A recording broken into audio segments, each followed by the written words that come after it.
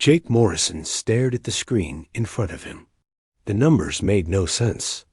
After 18 months of traveling through space, they had found something impossible. A signal, not from Earth, not from any human ship, but from something else entirely. "Captain Hayes, you need to see this," Jake called across the bridge of the UES Valiant. His hands shook slightly as he pointed to the readings on his console. The signal was strong, clear, and definitely not natural. Captain Susan Hayes walked over, her boots clicking on the metal floor. She was a tall woman with gray hair tied back in a tight bun. Her eyes were sharp and missed nothing. "What do you have, Morrison?" "It's a distress signal, but the pattern is wrong. It's not using any human codes or frequencies we know." Jake touched the screen where strange symbols scrolled past. "The computer can't translate it, but the mathematical base suggests intelligence. High intelligence." Dr. Lisa Barnes looked up from her workstation nearby. She was younger than they. Captain, with brown hair and curious eyes that always seemed to be studying something. "Are you saying we found aliens?" Jake nodded slowly.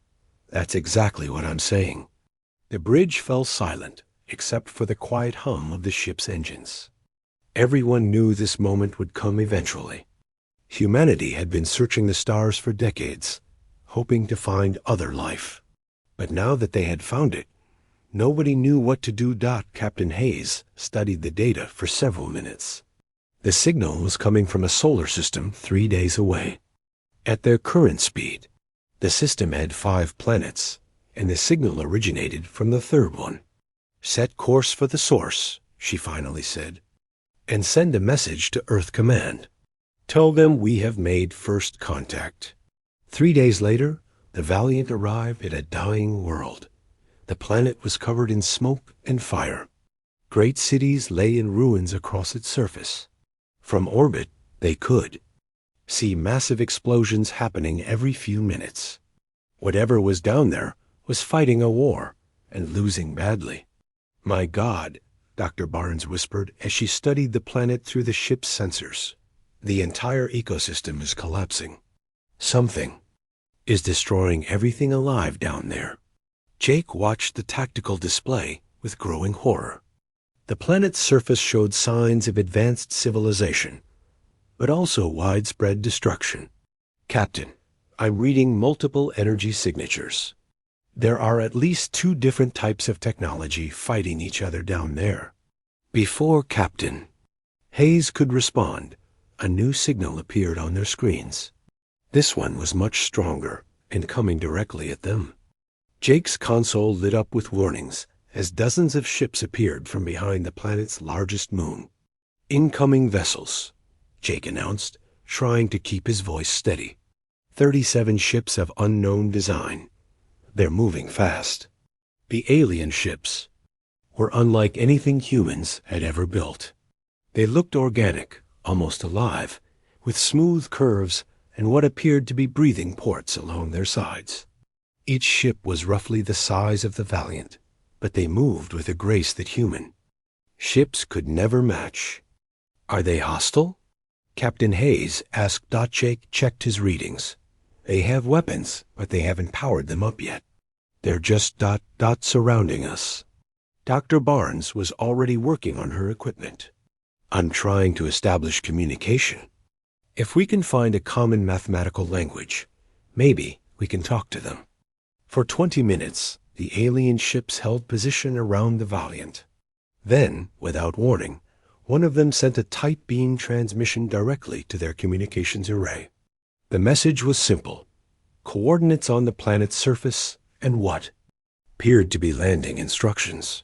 "They want us to come down," Jake translated. "I think they're inviting us to meet them." Captain Hayes considered their options. They were completely outnumbered and far from any help. But they had come this far to make contact with alien life. "Prepare the shuttle. Morrison, Barnes, Rodriguez, you're with me. We're going down." Chief Engineer Alex Rodriguez was a stocky man with steady hands and a practical mind. He had been quiet during the approach, but now he spoke up. "Captain, with respect, we don't know anything about these beings. They could be planning to capture us. That's a risk we have to take." Hayes replied, "This is why we came out here." The shuttle trip to the planet's surface took 30 minutes. As they descended through the atmosphere, they could see the devastation more clearly. Entire continents were scarred with what looked like bite marks kilometers wide. Strange, twisted structures covered the landscape like cancer growths. Landing site was in what appeared to be a military base. As their shuttle touched down, Jake could see alien soldiers waiting for them. His first sight of the beings made his blood run cold. They stood nearly 3 meters tall on powerful legs that ended in clawed feet. Their bodies were covered in natural armor that looked like black chitin. Each alien had 4 arms, and every arm ended in hands with fingers that were more like razor-sharp knives. Their heads were elongated with multiple eyes and mouths full of teeth that could tear through metal. "Jesus Christ," Rodriguez whispered. "They look like something from a nightmare." Dr. Barnes was fascinated rather than frightened. "Incredible. They're clearly evolved predators. Look at those claws, those teeth. They're built for killing." The largest of the aliens stepped forward as the humans exited their shuttle. "When?" It spoke. A translation device on its chest converted the sounds into rough English. "I am War Prime Kethvar of the Zephrian Defense Force. You are the ones who answered our signal?" Captain Hayes stepped forward, trying not to show her fear. These beings could tear her apart without effort, but she had to project strength. "I am Captain Susan Hayes of the United Earthship Valiant. We received your distress call and came to help." Kethra's multiple eyes studied the humans with obvious disgust. "Help? You are soft shells. Weak. Pathetic. Look at you. No claws, no armor, no natural weapons. How could such feeble beings help the Zephrian Empire?" Jake felt anger rising in his chest. They had traveled across the galaxy to answer this alien's call for help, and now it was insulting them. But Captain Hayes remained calm. "We may not look like much to you, but we have our own strengths. What are you fighting against?" Kethra gestured toward the smoking ruins in the distance. "The Devourers, a plague that consumes worlds. They arrived 6 months ago and have been destroying everything. They eat the living and turn them into more of themselves. Soon there will be nothing left of Kethvar." Dr. Barnes stepped forward. "Can we see one of these Devourers? If we can study them, maybe we can help you fight them." The alien's laugh was a harsh, grating sound. "You want to study them? They have destroyed 12 star systems. They have eaten entire worlds. And you soft shells think you can help us?" Kethra looked at his fellow warriors, who made sounds that might have been laughter, but then the War Prime's expression changed. "However, we are desperate. My people are dying. If you truly wish to help, perhaps we can use you as ... bait." Captain Hayes felt a chill run down her spine. "What exactly are you suggesting? Join our next attack. If you survive, perhaps you can prove that soft shells have some value. If you die, at least you will have served a purpose." Jake looked at his captain. The smart thing would be to return to their ship and leave this system. These aliens clearly saw humans as inferior beings, and the enemy they were fighting sounded impossibly dangerous. But something in Kethra's voice told him that the Zephrians were truly desperate. "I'll do it," Jake heard himself saying. "I'll fight with you." Everyone turned to stare at him. Captain Hayes looked shocked. "Morrison, you don't have to." "Yes, I do," Jake interrupted. "If these Devourers are as dangerous as they say, and if they're spreading to other worlds, then Earth could be next. We need to learn how to fight them. And the only way to do that is to see them in action." Kethra studied Jake with new interest. "You would fight beside us, Softshell, even knowing you will likely die?" Jake nodded, surprised by his own courage. "I would." For the first time, something like respect flickered in the alien's multiple eyes. "Very well. Tomorrow we attack their largest nest. You will come with us, and we will see what humans can do when they face the Devourers." As the sun set over the dying world of Kethvar, Jake Morrison prepared to become the first human, to fight alongside beings he had initially seen as monsters. He had no idea that soon he would discover what real monsters looked like. Jake Morrison woke up on a bed that was too hard and too big for a human body. His back ached from sleeping on the stone slab that the Zephrians called furniture. Around him, alien warriors were already moving, their 4 arms working to strap on weapons and armor. The Zephrian barracks looked more like a cave than a military building. The walls were rough stone, and everything smelled like metal and something Jake couldn't identify. Maybe it was the scent of the aliens themselves. "Soft shell, you move too slowly," growled a voice behind him. Jake turned to see Velther, a scarred Zephrian veteran with deep cuts across his chitinous face. One of his eyes was missing, replaced by a mechanical device that glowed red in the dim light. "The hunt begins soon. If you cannot keep up, you will die." Jake stood up and reached for the armor they had given him. It was modified Zephrian gear, but it still didn't fit right. The chest piece was too wide, and the arm guards were made for beings with 4 limbs, not 2. "I'll keep up," he said. Velther made a sound that might have been laughter. "We shall see, weak one." Another Zephrian approached them. This one was smaller than the others, but moved with deadly grace. Her name was Quinara, and Jake had learned she was considered one of their best fighters, despite being young by their standards. Her chitinous armor was painted with red markings that showed her kills.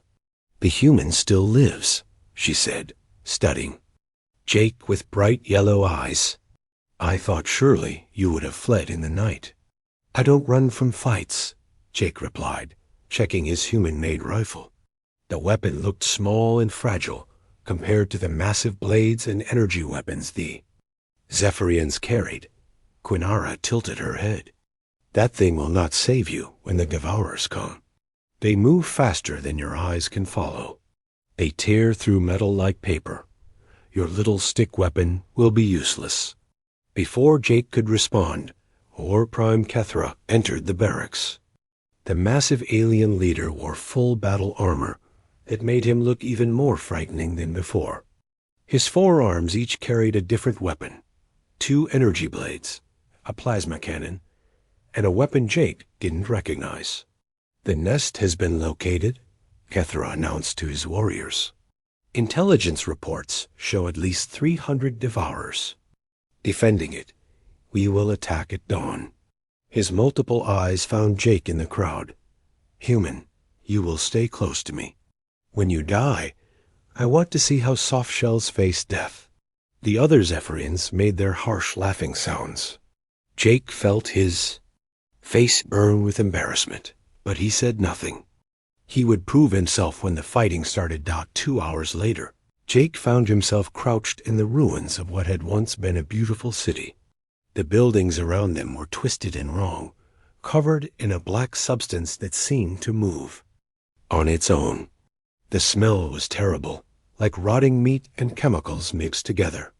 "The Devourers change everything they touch," Kethvar explained quietly. "They do not just kill, they corrupt. They turn our own world against us." Jake could see the enemy nest in the distance. It looked like a massive tumor growing out of the ground, pulsing with sickly light. Hundreds of dark shapes moved around it, the Devourers themselves. Even from this distance, Jake could see they were wrong in ways that made his mind hurt to think about.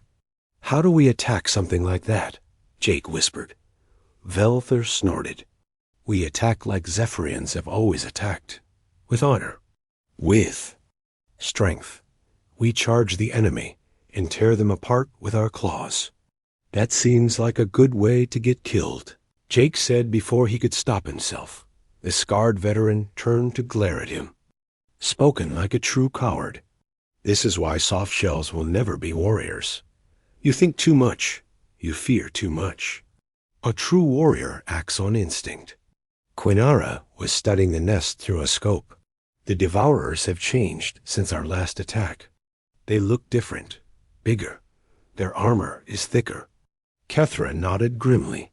They learn from each battle. They adapt. This is why they are so dangerous.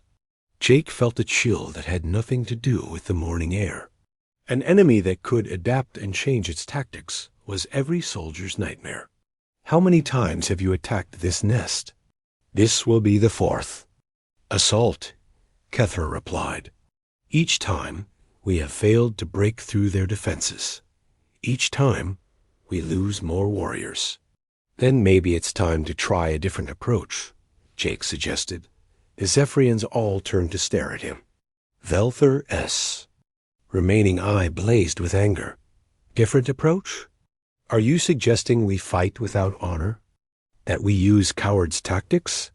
I'm suggesting we use tactics that work, Jake shot back. If charging straight at them hasn't worked 3 times, why do you think it will work now? Kethvar raised one of his 4 hands for silence.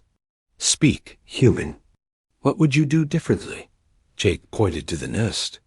Look at their defenses. They're set up to handle a direct assault. All their heavy weapons are facing this direction. But what about the back? What about the sides? The sides are protected by cliffs and deep ravines, Quinara said. No warrior could approach from those directions. No Zephrian warrior, Jake. Agreed, but humans use different tools, different methods. He pulled out a small device from his equipment pack. It was a human climbing kit with ropes, hooks, and magnetic anchors. We don't have to be stronger than our enemies if we can be smarter. Velthar made a disgusted sound. Tools, machines, this is not how warriors fight. But it might be how warriors win, Kethvar said thoughtfully. The War Prime studied Jake's equipment with interest. Show me how this works, human. For the next hour, Jake explained human military tactics. He talked about flanking maneuvers, suppression fire, and coordinated attacks. The Zephrians listened with growing confusion and disgust. You fight like insects, Velthar finally spat. Hiding, sneaking, using tricks instead of strength. Where is the honor in this? There's no honor in dying uselessly, Jake replied. And there's no honor in letting your enemy win because you're too proud to change your tactics. Quinara was quiet for a long moment. Then she spoke. The human has a point. We have lost many good warriors charging into their weapons. Perhaps it is time to try something new. Never, Velthar growled. I would rather die with honor than live as a coward. You might get your wish, Jake said, pointing toward the nest. The Devourers had noticed their presence and were beginning to move. Hundreds of dark shapes were pouring out of the tumor-like structure, heading straight for their position. Kethvar stood up, his weapons ready. The choice is made for us. They come to us. He looked at Jake. Stay close, human. Try not to die. Too quickly. Jake checked his rifle one more time and took a deep breath. The approaching Devourers looked like nightmares made real. They moved on too many legs, with too many mouths full of teeth. Their bodies seemed to shift and change as they ran, adapting even as he watched. Here they come, Quinara said, her voice filled with excitement rather than fear. Jake watched the Zephrians prepare for battle. Each warrior stood alone, ready to face the enemy with individual courage and strength. They were magnificent and terrifying, like ancient gods of war. But as the Devourers got closer, Jake could see that courage alone might not be enough. The enemy moved with coordination that the Zephrians lacked. They supported each other, covered each other's weaknesses, and attacked as a unified force. This is how they keep winning, Jake realized. They fight as a team while you fight as Individuals. But it was too late for tactics now. The Devourers were almost upon them, and Jake was about to get his first real look at the enemy that was consuming the galaxy. He raised his rifle and prepared to see what humans could do when fighting alongside monsters. The first Devourer that reached their position was the size of a small car. It had too many legs, too many teeth, and skin that seemed to shift and move like liquid. Jake raised his rifle and fired 3 quick shots into its center mass. The bullets hit, but the creature barely slowed down. "Weapons are useless," Velther roared as he leaped over Jake's head. The scarred Zephrian landed on the Devourer with all 4 arms extended. His claws tore through the creature's hide like paper, spilling black blood across the ground. The Devourer screamed and died, but 2 more were already taking its place. Jake had never seen anything like the battle that followed. The Zephrians fought with a fury that seemed to come from somewhere beyond reason. They moved like living weapons, their claws and teeth ripping through enemy after enemy. Quinara danced between 3 Devourers, her 4 arms working in perfect coordination to slice them apart. Kethvar moved through the battle like a force of nature, his weapons cutting down anything that came near him. But for every Devourer they killed, 2 more appeared. The creatures seemed to learn from watching their companions die. Jake saw one Devourer avoid Velther's claws by growing thicker armor in exactly the right places. Another changed its attack pattern after seeing how Quinara had killed its pack. "Mate, they're adapting," Jake shouted over the noise of battle. "They're learning from our attacks." Kethvar split a Devourer in half with his energy blade, then turned to Jake. "Then we kill them faster than they can learn." Jake fired his rifle at a creature that was trying to flank them. This time he aimed for what looked like sensory organs instead of the center mass. The shots found their mark, and the creature stumbled. Giving Velther time to finish it off, the battle raged for 2 hours. Jake had never seen such violence, such raw fury. The Zephrians were incredible fighters, but they were fighting as individuals. Each warrior battled alone, seeking personal glory and honor. They didn't coordinate their attacks or support each other in any organized way. The Devourers, on the other hand, moved like a single organism. They surrounded isolated Zephrians. They covered each other's retreats, and they shared information about their enemies' fighting styles. Jake watched in horror as the alien strategy began to work. "Velther, look out!"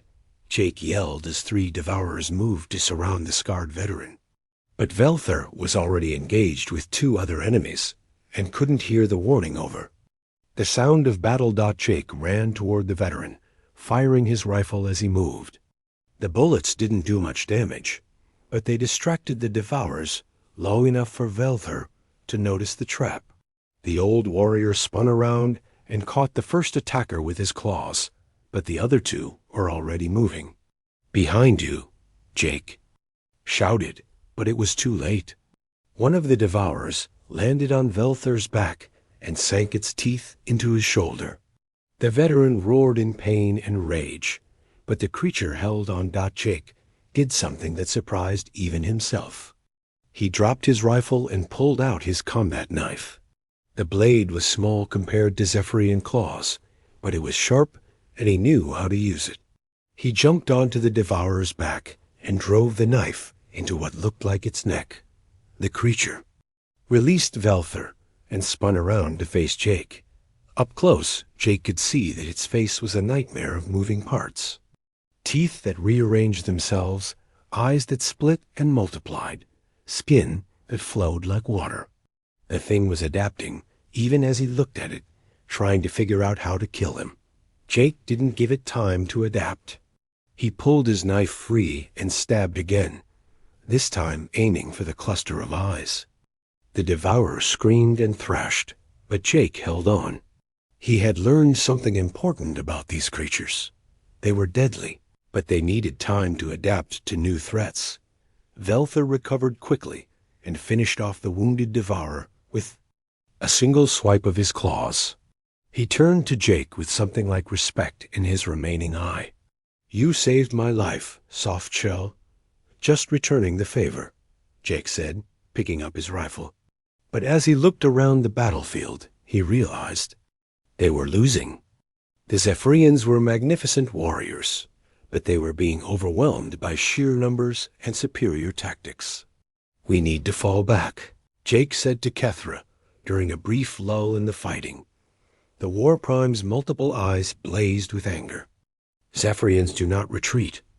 We fight until victory or death." "Then you're going to get a lot of death," Jake replied bluntly. "Look around you. We're surrounded. They're picking us off one by one." Kethvar looked at the battlefield, and Jake could see the truth sinking in. They had started with 50 warriors. Now there were maybe 30 left, and more were falling every minute. The Devourers had lost hundreds, but they had thousands more coming from the nest. "What do you suggest, human?"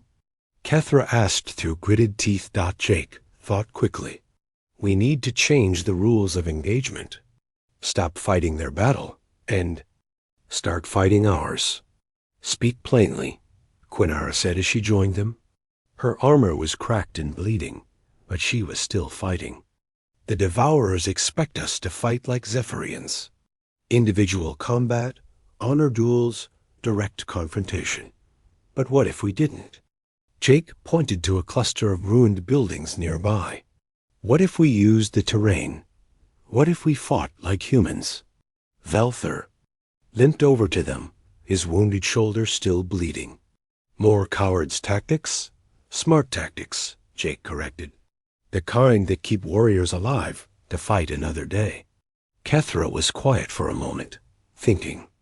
Around them, the remaining Zephrians continued their desperate battle.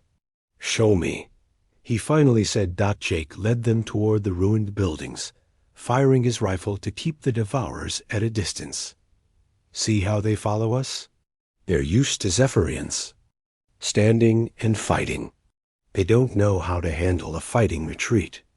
Once they reached the buildings, Jake positioned the Zephrians at different levels and angles. "Don't engage them directly. Use hit-and-run tactics. Attack, then fall back. Make them come to us on our terms. This is not how warriors fight." Velthur protested, but his voice lacked conviction. He was tired and wounded, and the old tactics clearly weren't working. "It's how survivors fight," Jake replied. "And right now, survival is more important than honor." The new tactics worked better than Jake had hoped. The Devourers were confused by the change in strategy. They were adapted to fight Zephrians, who stood their ground and fought to the death. They didn't know how to handle enemies who attacked, and then disappeared, who used the ruins as cover and struck from unexpected angles. Quinara was the first to really understand what Jake was teaching them.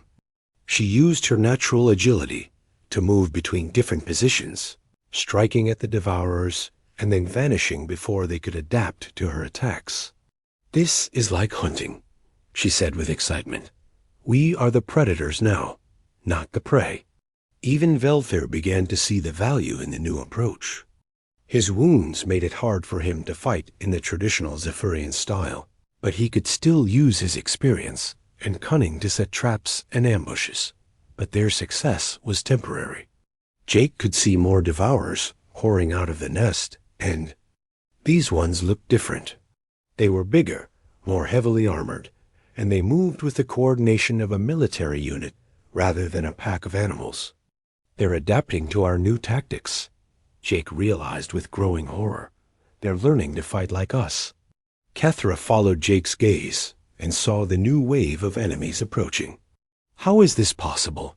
They learn so quickly." Dr. Barnes' voice crackled through Jake's communicator. She was still aboard the Valiant, monitoring the battle from orbit. "Jake, are you there? I've been studying the Devourer specimens we captured. I think I know why they adapt so fast." "Tell me," Jake said, ducking behind cover as energy bolts flew overhead. "They're not just adapting individually. They're sharing information, through some kind of biological network. Every devourer that sees a new tactic instantly shares that knowledge with all the others. They're like a hive mind, but worse. They're a learning hive mind. Jake felt his blood run cold. An enemy that could instantly share tactical knowledge across their entire force was almost impossible to defeat. No matter what strategy they used, the devourers would adapt to it within minutes. There has to be a weakness, Jake said desperately. Nothing is perfect. I'm working on it, Dr. Barnes replied. But right now, you need to get out of there. The new wave of devourers is almost at your position. Jake looked at the approaching enemies and knew she was right. These creatures had adapted to counter every tactic the Zephrians had used, including the human-style fighting he had taught them.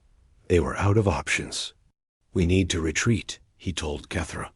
Full retreat, back to the base. For a moment, Jake thought the War Prime would refuse. The idea of retreat went against everything the Zephrians believed in. But then Kethvar looked at his remaining warriors, barely 20 left out of 50, and nodded grimly. Fall back, he ordered. All units, fall back to base. As they retreated, Jake couldn't help but think about what Dr. Barnes had discovered. The devourers weren't just strong or fast or vicious. They were intelligent, adaptive, and they shared knowledge instantly across their entire species. How could anyone fight an enemy like that? Behind them, the new wave of devourers had reached the battlefield. Jake looked back and saw them examining the area where the fight had taken place. Jake Morrison sat in the Zephrian command center, staring at the tactical displays with growing despair. The news from across the galaxy was getting worse by the hour. 3 more star systems had gone dark in the past week. The devourers were spreading faster than anyone had imagined possible. The Korthic Empire has fallen, announced Communications Officer Pete Johnson through the speakers. His voice was coming from the Valiant, still in orbit above the dying planet. Their entire fleet was destroyed in less than 6 hours. The devourers used new tactics we've never seen before. War Prime Kethvar slammed one of his 4 fists onto the table. How is this possible? The Korthak had the strongest military force in this sector. Dr. Barnes' voice joined the conversation. The devourers are sharing tactical knowledge across interstellar distances. Every battle they fight, every strategy they encounter, every weakness they discover, it's transmitted to their entire species. Instantly. They're not just learning from local encounters anymore. Jake rubbed his tired eyes. They had been planning their next attack for 3 days, but every strategy they developed seemed useless. How do you fight an enemy that knows everything you're going to do before you do it? Velthar, his shoulder still bandaged from their last battle, looked up from cleaning his weapons. We die with honor. That is all that remains for warriors. No. Captain Hayes' voice cut through the speakers with sharp authority. That's not all that remains. Pete, patch me through to Earth Command. Authorization code Alpha 77. Jake heard typing in the background, then Pete's voice returned. Connection established, Captain. You're speaking directly to Admiral Chun at Earth Defense Command. Admiral, this is Captain Hayes aboard the Valiant. I'm requesting immediate authorization for Terran Doctrine Alpha. There was a long pause. When the Admiral's voice came through, it was grim. Captain, are you certain? That protocol was designed for extinction-level scenarios only. Sir, we're facing an enemy that adapts faster than anything we've encountered. They're consuming entire star systems. If we don't act now, Earth will be next. Another pause. Authorization granted. God help us all. Jake looked at the Zephrians. Around him, they were listening to the conversation with confusion.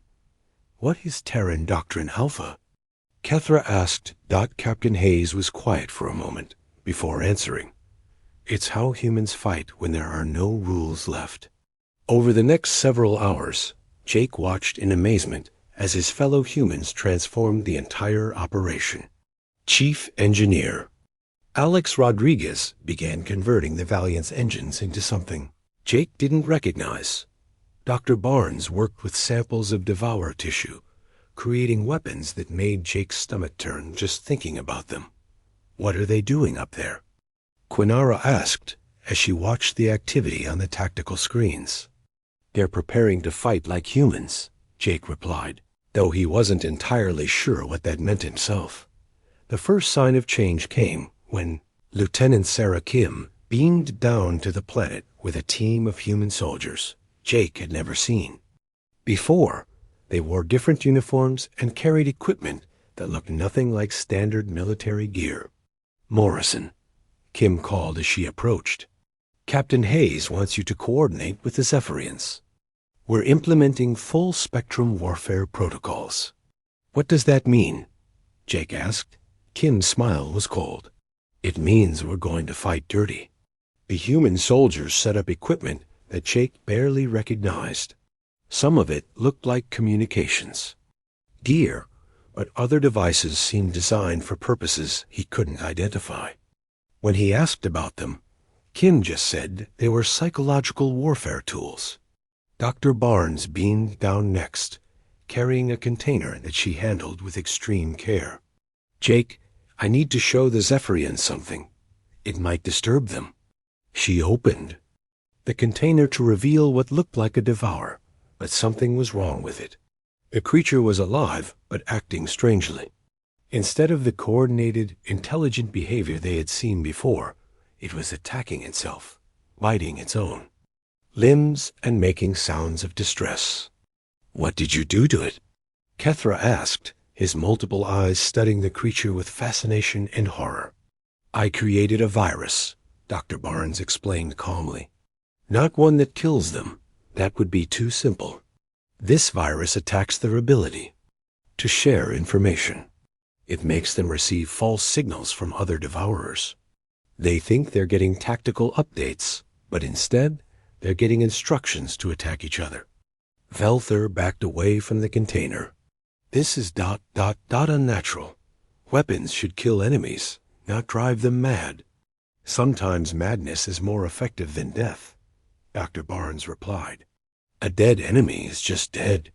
A confused enemy becomes a weapon. Against its own kind. Jake felt a chill run down his spine. He had seen human military technology before, but this was different. This was war without any concept of honor or fair play. It was purely about winning, no matter the cost.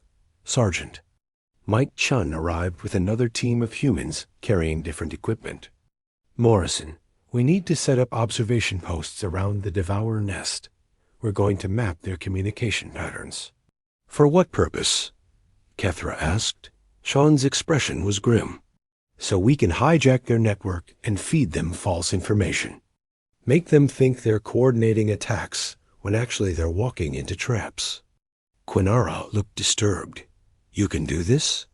You can make enemies believe lies? That's what humans do best, Chun replied. We're very good at deception. Over the next day, Jake watched his species reveal capabilities that shocked even him. The humans didn't just fight the devourers. They studied them, analyzed them, and found ways to turn their greatest strengths against them. Pete Johnson established fake communication signals that mimicked devourer transmissions. The signals carried tactical information that would lead devourer forces into ambushes or make them attack empty positions, while the real targets remained safe. Dr. Barnes created biological weapons that were designed not to kill, but to confuse and disorient. Some viruses made devourers unable to distinguish between allies and enemies. Others caused them to receive false sensory information, making them see threats that didn't exist. Lieutenant Kim coordinated orbital strikes that weren't aimed at destroying devourer forces, but at disrupting their communication networks. Every time the creatures tried to share information, human jammers would interfere, causing delays and errors in their tactical coordination. But the most disturbing human tactic was what? Sergeant Shun called psychological warfare. The humans broadcasted sounds and signals that caused panic among the Devourers. They created false retreat signals that made enemy forces abandon strong positions. They even managed to make some Devourer units believe they were under attack by their own allies. "This is not how honorable beings fight," Velther said after watching a demonstration of human deception tactics. "Honor is a luxury we can't afford," Jake replied, though he felt uncomfortable with his own words. "The Devourers don't fight with honor. They fight to survive and spread. If we want to stop them, we have to fight the same way." Kethvar was studying the human operations with growing understanding. Your species does not just fight enemies. You fight the idea of enemies. You attack not just their bodies, but their minds, their ability to think and coordinate. "That's right," Captain Hayes said as she beamed down to join them. "Humans learned long ago that the most dangerous enemy is a coordinated enemy. Take away their coordination, and even the strongest force becomes vulnerable." The captain carried a device that Jake didn't recognize. "This is our final weapon," she explained. "We've analyzed the Devourer communication network and found a way to overload it. We can't destroy their ability to share information, but we can flood them with so much false information that they won't be able to tell what's real." Dr. Barnes nodded. "We're going to give them sensory overload. Every Devourer will receive thousands of conflicting tactical updates simultaneously. They'll be paralyzed by information chaos." Kinara looked amazed and horrified at the same time. "You can break their minds without even touching them?" "The mind is just another battlefield," Captain Hayes replied. "And humans have been fighting on that battlefield for thousands of years." Jake watched the preparations with mixed feelings. The human approach was undeniably effective, but it was also cold and calculating in a way that disturbed him. The Zephrians fought with passion and honor, even when facing impossible odds. Humans fought with pure pragmatism, using whatever methods would bring victory. Are we the good guys in this? Jake asked Captain Hayes privately. She considered the question for a long moment. "The Devourers consume entire worlds, Jake. They turn living beings into more of themselves. They're a threat to every form of life in the galaxy. So yes, we're the good guys. But that doesn't mean we're nice guys." As night fell on the dying world of Kethvar, Jake realized he was about to see the full power of human warfare unleashed. Not the clean, honorable combat that the Zephrians preferred, but something much more ruthless and effective. The humans weren't just going to fight the Devourers. They were going to break them in ways that the creatures had never experienced before. And Jake was beginning to understand that maybe that was exactly what the galaxy needed. Not more honor, but more humans. The final battle began at dawn, but it didn't start with weapons or explosions. It started with silence. Jake Morrison watched from the command post as the human plan unfolded. Dr. Barnes activated her biological weapons, releasing invisible viruses into the air around the Devourer nest. Lieutenant Kim triggered the communication jammers, flooding the enemy network with false signals. Sergeant Shun began broadcasting psychological warfare patterns that would confuse and disorient the creatures. The first time since Jake had arrived on this world, the Devourers seemed uncertain. "Look at them," Quinara whispered, pointing toward the nest through her scope. "They're not moving in formation anymore. They look confused." She was right. The Devourers that had always moved with perfect coordination were now wandering aimlessly. Some were attacking each other, believing they were fighting enemies. Others were responding to false retreat signals, abandoning defensive positions for no reason. War Prime Kethvar studied the scene with amazement. "Your people have broken them without firing a shot." "Not broken," Captain Hayes corrected through the communicator. "Confused. There's a difference. A broken enemy stays down. A confused enemy is still dangerous, just less organized. Jake understood what she meant. The Devourers were still deadly individually, but they had lost their greatest advantage. They could no longer work together as a unified force. The hive mind that had made them so terrifying was now working against them. Phase 2. Captain Hayes announced. Morrison, take your Zephrian squad and move in. Use the confusion to get close to the nest. But remember, this is not a traditional assault. Jake looked at the aliens around him. Kethvar, Velthur, and Quinara had all volunteered to join him for the final attack. They were among the best warriors their species had to offer, but they were about to fight in a way that went against everything they believed in. We attack together, Jake told them. Not as individual warriors seeking glory, but as a team. We support each other, we coordinate our moves, and we use every dirty trick the humans have taught us. Velthur still looked uncomfortable with the idea. This feels wrong. Warriors should face their enemies with honor. These aren't enemies. We can beat with honor alone, Jake replied. Sometimes survival is more important than tradition. They moved toward the nest using human tactics Jake had learned during his training. They stayed low, used cover, and avoided direct confrontation whenever possible. When they did encounter Devourers, they used hit-and-run attacks instead of standing and fighting. The difference was immediately obvious. The confused Devourers couldn't coordinate their responses. When Jake's team attacked one group, the creatures couldn't call for reinforcements because their communication network was flooded with false signals. When the Devourers tried to surround them, Jake used human squad tactics to break through their lines and escape. This actually works, Quinara said with excitement as they took cover behind a twisted metal structure. Fighting like humans is effective. Kethvar was adapting to the new style faster than Jake had expected. The War Prime used his natural strength and speed, but combined it with human tactical thinking. Instead of charging into battle, he set traps and ambushes. Instead of fighting alone, he coordinated with his team. They reached the outer edge of the nest without losing anyone. Up close, the structure was even more horrifying than it had appeared from a distance. It pulsed with sickly light, and Jake could see movement inside the translucent walls. Thousands of Devourers were still inside, but many of them seemed to be fighting each other. Dr. Barnes' virus is working, Jake reported through his communicator. The creatures inside the nest are turning on each other. Excellent, came the doctor's voice. Phase 3 is ready.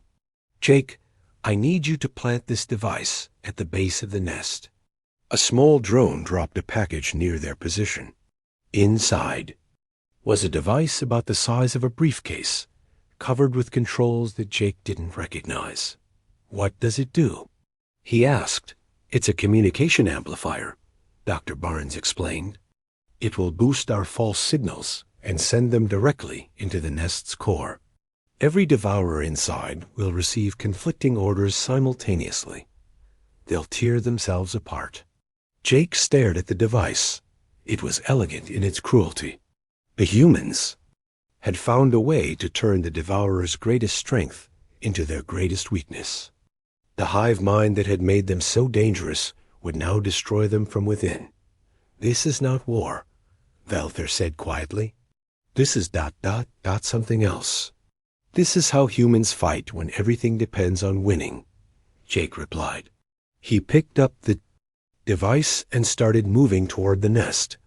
The next few minutes were the most dangerous of Jake's life.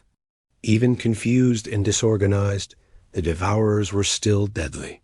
Several times, creatures that seemed to be wandering aimlessly suddenly turned and attacked with vicious speed.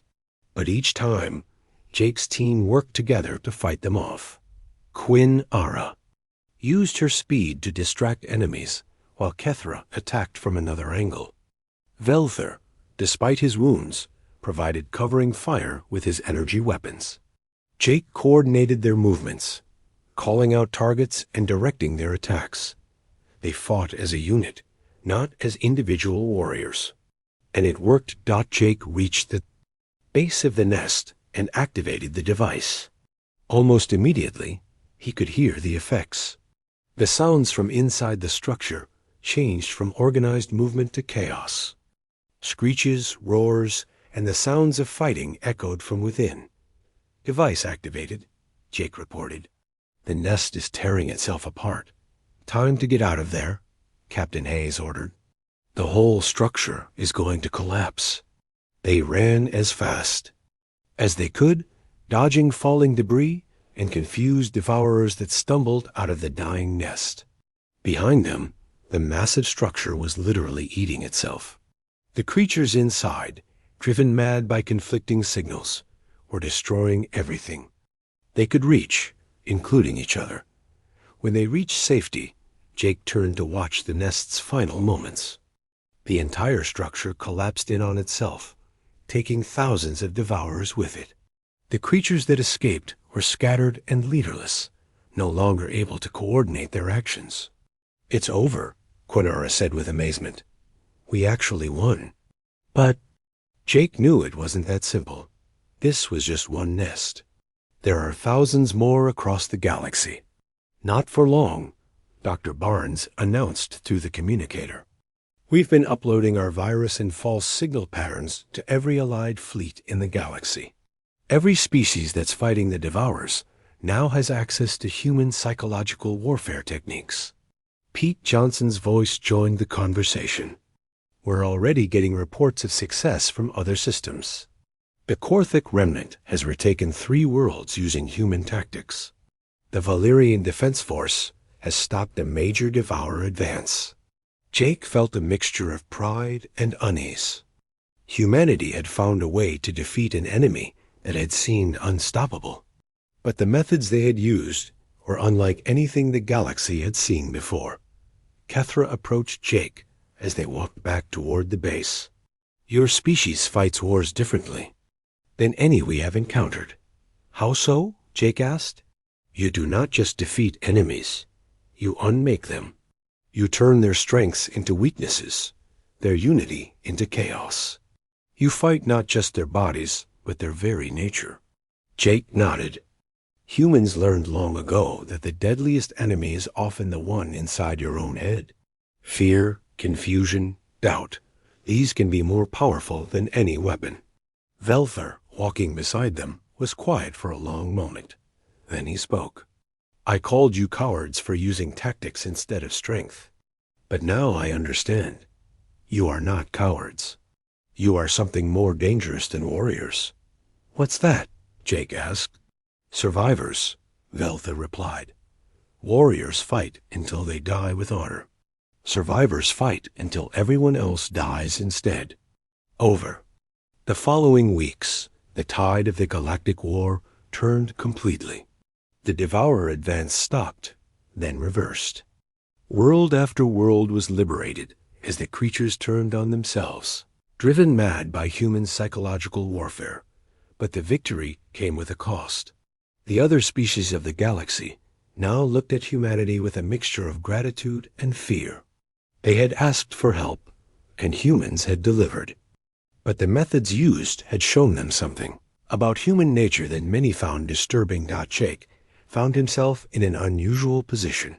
He was a hero to both species, the human who had fought beside monsters and the alien who had learned to fight like a human. But he was also a bridge between 2 very different philosophies of warfare. "What happens now?" Quinara asked him as they stood watching the sunrise over the healing world of Kethvar. "Now we rebuild," Jake replied, "but we also prepare. The Devourers might be gone, but there will be other threats. And when they come, we'll be ready. Fighting like humans?" she asked. Jake smiled. "Fighting like whatever we need to be to survive." In the distance, human and Zephrian soldiers worked together, learning from each other. The monsters had taught humans about courage and honor. The humans had taught the monsters about strategy and survival. Together, they were becoming something new. something that could protect the galaxy from whatever threats might come. They were no longer just individual warriors or calculating soldiers. They were guardians. And that, Jake thought, might be the most human thing of all, not just surviving, but making sure others could survive too. The war was over, but Jake Morrison's real work was just beginning. He had learned to fight beside monsters,